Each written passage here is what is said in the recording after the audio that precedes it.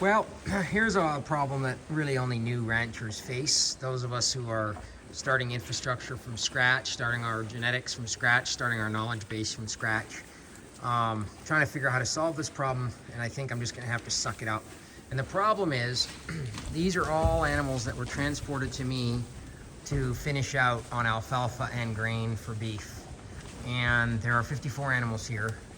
51 of them are animals that I purchased. Only 3 of them were born on the ranch or from me. The rest of these are animals that are completely unknown to me. What makes matters even worse is that half of these are completely wild. They're all heifers, and I have not sold 54 grain finished beef. I've only sold 40, purposely, by the way, or 41. I'm allowed to keep 13 of these. So I need to keep the 13 best heifers, assuming that they're not open, and keep them as part of my mama cows. And the problem is, they're being goofy right now.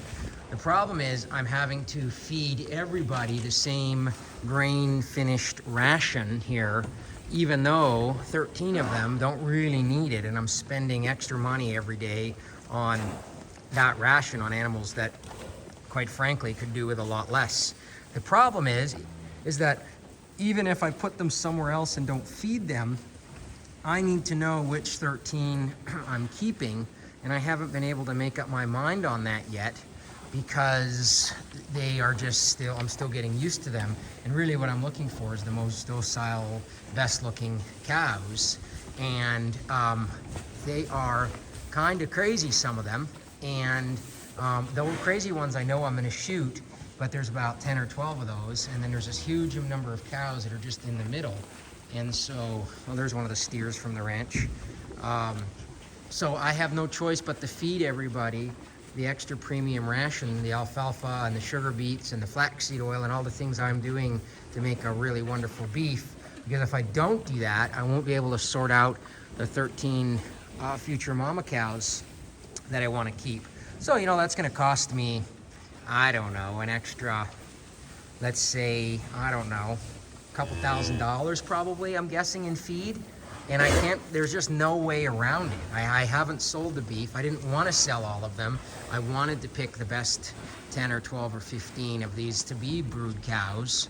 And so there's a problem, and it's going to cost me money, and that's just part of my education. Everything I do damn well costs me money on this ranch. The number of mistakes that I've made is really substantial, and it's just hemorrhaged money. And I'm at that low point in my farming career where I wonder what the hell I'm doing here. I work my ass off. It's dark outside already. I'm not done work for the day. You know, I work 7 days a week. My family works 7 days a week. And I don't know how to make money doing this. I don't even know how to break even doing this. And I don't mind work, obviously, but I'll be goddamned if I'm going to subsidize other people's dinner plate with my money. I mean, I'm selling beef and then I'm actually throwing my own money into the hat just so they can eat. It's not much of a way to make a living, as much as I enjoy this. So we're gonna see here. I'm gonna have one more calving season, and I'm gonna see where I end up.